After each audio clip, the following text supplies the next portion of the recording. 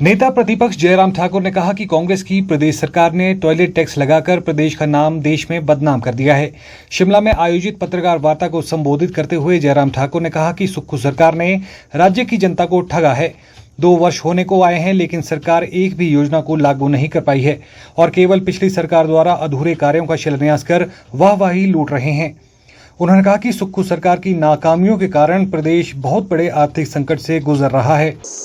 पिछले कुछ अरसे से हम देख रहे हैं कि हिमाचल छोटा सा प्रदेश होने के बावजूद भी राष्ट्रीय स्तर पर बहुत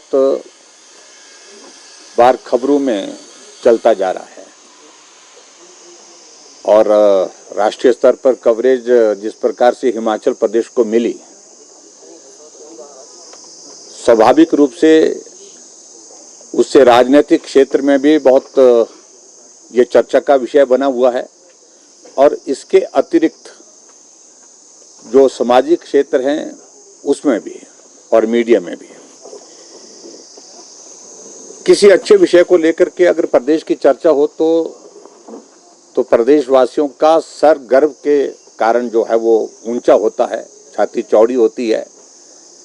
लेकिन ये दुर्भाग्य है हम सब हिमाचल वासियों का कि जिन मुद्दों को लेकर के हिमाचल सुर्खियों में आया तो उन मुद्दों के कारण हिमाचल का सिर नीचा हुआ है। चाहे वो हिमाचल प्रदेश में कर्मचारियों और पेंशनर्स के सैलरी और पेंशन का विषय था, हिमाचल समय पर देने में सफल नहीं हो पाया। चाहे हिमाचल प्रदेश में सत्ता को हासिल करने के लिए कांग्रेस पार्टी ने चुनाव से पहले जो झूठी गारंटी थी जिनको वो पूरा करने में असमर्थ हुई है और जिनसे मुख्यमंत्री ने तो मुंह ही मोड़ दिया है।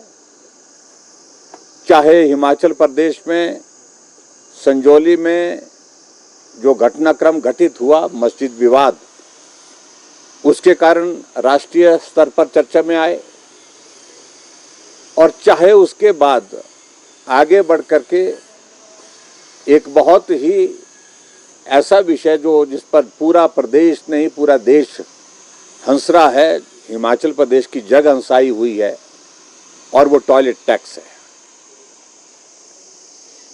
ऐसे मुद्दों को लेकर के राष्ट्रीय स्तर पर हिमाचल प्रदेश की खबरें बनी और ऐसे में मेरा ये मानना है कि हिमाचल प्रदेश में लोग जो सत्ता में आज की तारीख में हैं, क्या ये फैसले वो सोच समझ करके कर रहे हैं? क्या ये फैसले वो केंद्र सरकार के या केंद्र के जो इनके कांग्रेस पार्टी के जो नेता हैं उनके कहने पर कर रहे हैं,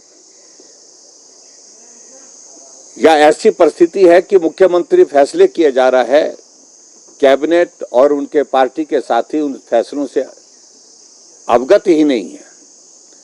फैसले लेने के बाद उनको जानकारी हासिल होती है जो कांग्रेस पार्टी के अन्य नेता बोल रहे हैं, यहां तक कि उनके मंत्रिमंडल के सदस्य बोल रहे हैं। एक नया तरीका इस प्रकार से सरकार चलाने का हिमाचल प्रदेश अनुभव कर रहा है।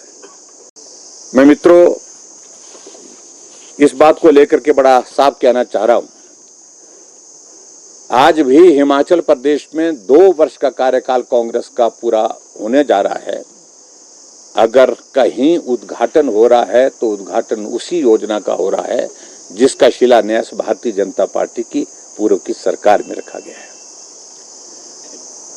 उद्घाटन और शिलान्यास उन्हीं योजनाओं के हो पा रहे हैं जिन योजनाओं के लिए पूर्व की सरकार ने, चाहे वो पैसा केंद्र से दिया था, चाहे वो प्रदेश सरकार ने अपने स्पेस से दिया था, अपने बजट में से दिया था, उन्हीं योजनाओं का शिलान्यास और उद्घाटन हो रहे हैं। 2 साल का कार्यकाल बहुत लंबा कार्यकाल होता है। एक भी योजना हिमाचल प्रदेश में वर्तमान सरकार की ऐसी नहीं है जिसकी शुरुआत उनने अपने सत्ता में आने के बाद की थी सुखविंदर सिंह सुक्खू जी ने, और उसके बाद वो आज वो तैयार होकर के उद्घाटन के लिए तैयार हुई हो। एक भी योजना नहीं है। और मैं यूं कहूंगा कि स्कूल का एक कमरा तक भी 2 साल के कार्यकाल में हिमाचल प्रदेश सरकार बनाने की स्थिति में नहीं हो पाई। और इसलिए निश्चित रूप से हिमाचल प्रदेश ठगा सा महसूस कर रहा है।